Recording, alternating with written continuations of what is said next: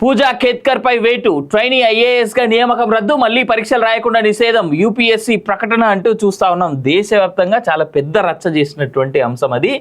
మహారాష్ట్రకు చెందిన వివాదాస్పద ఐఏఎస్ అధికారిని పూజా కేత్కర్ పై యూపీఎస్సీ వేటు వేసింది. ట్రైనీ ఐఏఎస్ గా ఆమె ఎంపికను రద్దు చేయడంతో పాటు జీవితంలో మళ్ళీ అన్ని ప్రవేశ పరీక్షలు యూపీఎస్సీ సెలక్షన్స్ లోను పాల్గొనకుండా నిషేధం విధించింది.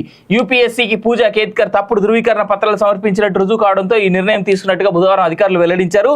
34 ఏళ్ల పూజాపై ఆరోపణల నేపథ్యంలో 2009-2023 మధ్య ఐఏఎస్ స్క్రీనింగ్ ప్రక్రియను పూర్తి చేసిన 15,000 మందికి పైగా అభ్యర్థుల డేటాను పరిశీలించినట్టు ప్యానెల్ వెల్లడించింది. అసలు ఇంత దూరం ఎందుకు వచ్చింది?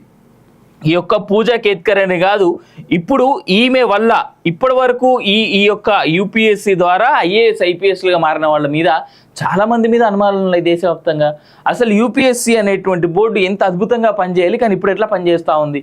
దీని మీద ఉన్నటువంటి అనుమానాలని, దీని మీద ఉన్నటువంటి ఆ యూపీఎస్సీ బోర్డు మీద ఉన్నటువంటి అనుమానాలని ఎవరు నివృత్తి చేస్తారు?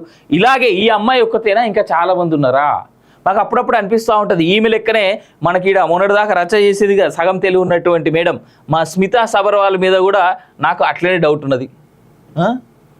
అలా ఆల్రెడీ ఐపీఎస్ కాబట్టి లోపల ఉన్నటువంటి లుసుగులు వాడుకొని ఆమెను కూడా ఆయన అట్లనే ఐఏఎస్గా మార్చిండా?